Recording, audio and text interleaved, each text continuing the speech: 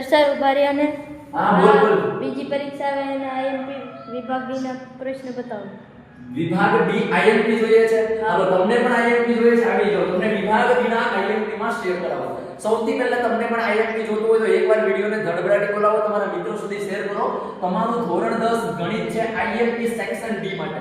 એમાં સૌથી પહેલા પ્રમેય 6.1 કરવાનો છે, એની સાથે સાથે પ્લાન બી કહો પ્રમેય 6.2 પણ તમારે કરી લેવાનો છે ડી માટે. એના પછી ડાયરેક્ટ તમારે જવાનું છે આંકડાશાસ્ત્ર. આંકડાશાસ્ત્રમાં ખિસ્સા બધાનો મધ્યક 18 આપેલો છે, તો કૃતિ આકૃતિ વાળો દાખલો એની જ નીચે સ્વાધ્યાય 13.3 માં જવાનો છે દાખલા નંબર 2 અને એમાં 28 મધ્યસ્થ આપેલો છે 28.5 તો x અને y ના મૂલ્યવાળો દાખલો.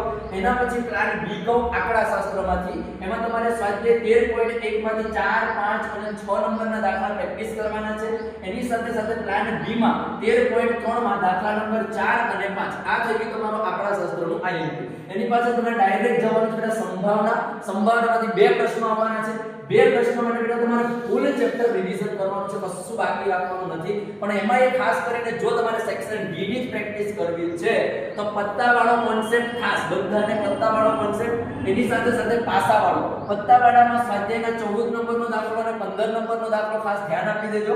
પાસાવાળામાં ઉદાહરણ નંબર 13 સ્વાધ્યાયનો દાખલા નંબર 13 અને 24 નંબરનો દાખલો તમારે ધ્યાનમાં લેવાનો છે. અને સાથે સાથે એક દાખલો તમારો દાખલા નંબર 12 આપેલો છે સ્વાધ્યાયમાં, એ દાખલાને ભૂલવાનું નથી. એમાં તકની રમતમાં ગોળ ફરતું તીર વાળો દાખલો અને એક દાખલો છે દાખલા નંબર 18 સ્વાધ્યાયમાંથી અને એ છે 90 ગોળ તકતી વાળો દાખલો કરી લેવાનો છે. આટલું કર્યા પછી તમે જો કરશો તૈયારી તો વિભાગ ડી માં 20 માંથી 20 માર્ક તમારા રોકડા આવવાના છે. આવી અવનવી માહિતી જાણવા માટે આપણી ચેનલને ફોલો કરતા